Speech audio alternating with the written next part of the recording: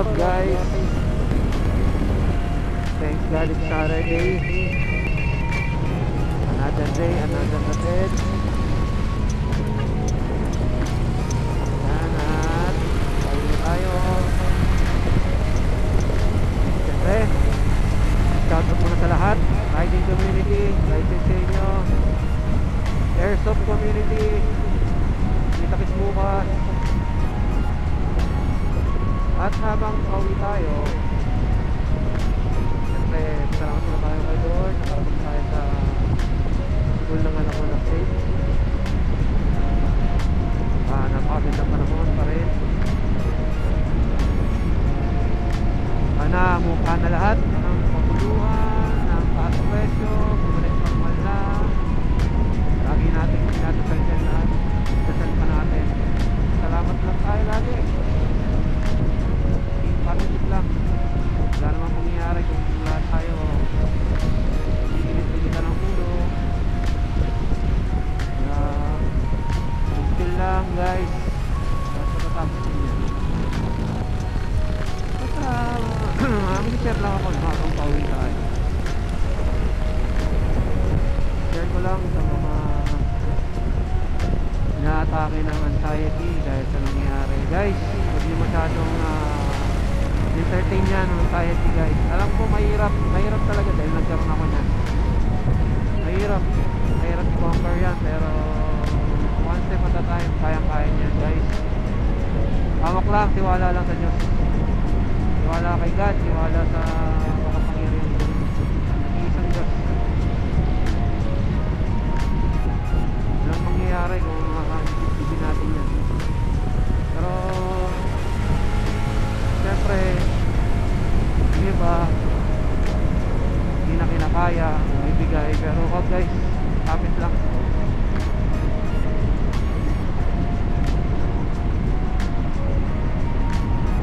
Maganda may kausap kayo, lalo na mga professional about dyan, sick medicine, para alam nyo kung anong kasagutan, alam nyo kung anong gagawin. Ako kasi natake ako way back in 2007. Talagang hindi ko na kaya. Nandalamig ako, lahat mga naramdaman nyo na kakaiba sa katawan, palpitation, pandalamig, hihina, hindi makahinga, feeling mo mamamatay ka na, pero na-conquer ko yan guys. Kasi nagdan ako ng medical attention, no? Mananang tawag niya. Ibinigay sa akin gamot. Share ko lang nung nalaman ko kung ano yung gamot na yun. Nung sinerge ko sa Google, Valentic. Alam niyo kung ano yung guys? Anti-acid lang pala. Bakit? Ang tanong ko. Kasi kapag na-stress ka, yung hormones mo ng stress tumataas, nagiging acid. Napupunta sa dibdib, ang feeling mo, patakay ka sa puso, dibdib mo, nagpapalpitin ka na, nag-aalala ka na. Kaya ang ginawa ko, nakabidyo ako, nagpaka-ano ako ng mga gawain, sport, yan. Ay, pag-isip ako, nakawala yung sa computer, ganun lang guys. Kayang-kaya niya. Hindi biglaan, pero kayang-kaya niya. Ang hirap talaga kasi kalaban sa isang mundo. Hindi makapangyarihan.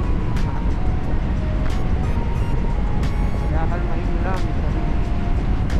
Nood kayo ng mga movies na masaya. Kasi mga ulupot ka na nga eh. Nanonood ka pa ng movies na guilty. Masaya dapat, positive. Para yung ano mo, yung hormones mo, happy hormones. Yan, walking! Yan, sports.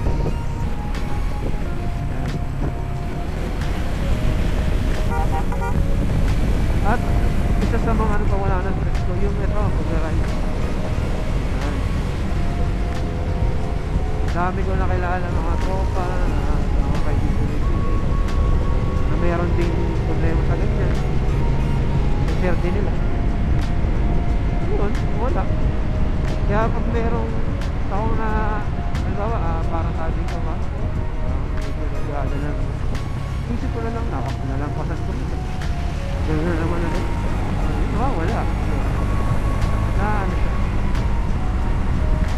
Bumupa pa.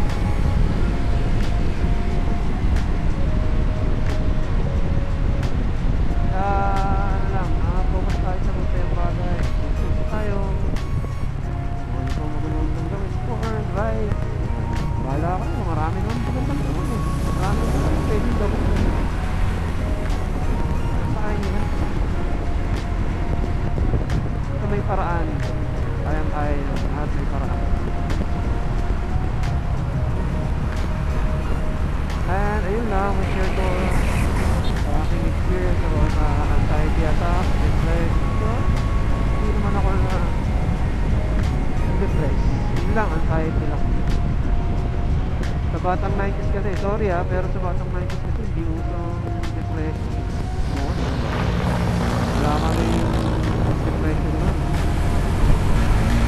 Nalulungkot yun, nalulungkot. Pero pag nalungkot, labas lang, laro lang, sama sa mga tropa, tambay na labas.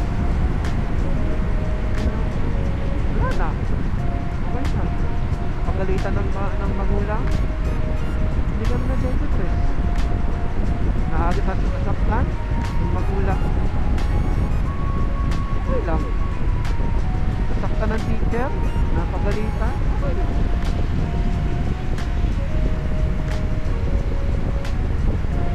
Bully, siyempre hindi maiwasan mo na bully at may bully pa rin, pero wala, okay lang, kaya palagan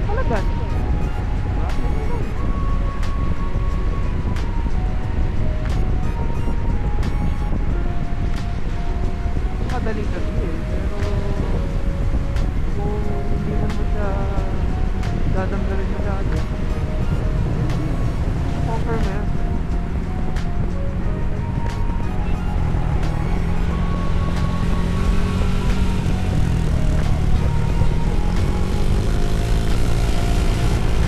At ayun lang, again, maraming salamat sa mga nakinig. At ride safe tayo lagi guys. Maging kalma lang lagi. At pagkakalina, ang dami nangyayari. Ang daming lumalabas sa social media, pero lalo na sa mga madaling maniwala, no? Ng mga lumalabas sa video, mga ano. Guys, okay, masyadong maniniwala dyan. Matuto tayo mag-search, mga gano'n. Research. Gusto tayo pag-aralan lahat. Huwag tayo basta maniniwala, lalo sa mga AI na yan. Napakadaling gawin, napakadaling baliin yung mga nangyayari.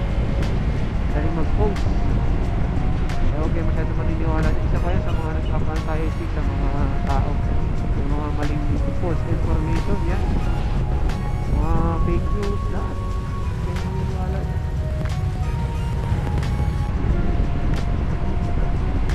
So again guys, maaaring mali ako sa mga nasabi ko, tama ako, tama kayo, bahala na kayo, yun lang yan. Sabi nga ni Carlos Agassi, hindi mali ako, hindi tama kayo, yun lang. Pero yun lang ma-share ko para kasi experience ko.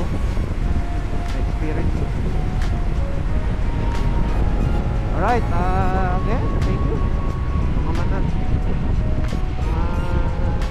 bigay ng oras para sa aking short content. Ride safe, God bless, peace be with you.